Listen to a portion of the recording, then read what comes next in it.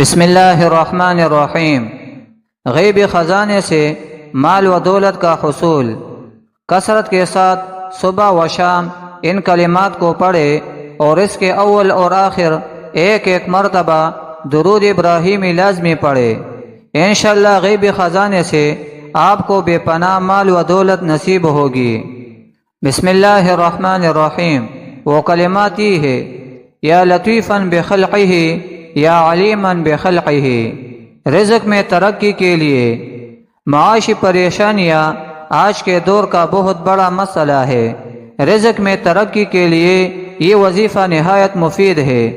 فجر یا عشاء کی نماز کے بعد اول و آخر 11 مرتبہ درود شریف اور مندرجہ ذیل آیت مبارکہ کو 70 مرتبہ پڑھے اور یا لطیف 111 مرتبہ پڑھے۔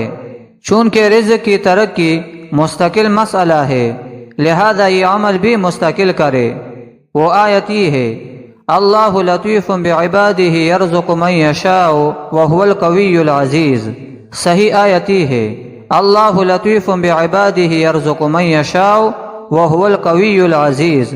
یا حی یا فتاح یا رزاق کا ورد کثرت سے کرے، انشاءاللہ نوکری بھی ملے گی، تنخواہ بھی اچھی لگے گی، مالک بھی مہربان ہوگا۔ ہزاروں کا آزمودہ عمل ہے۔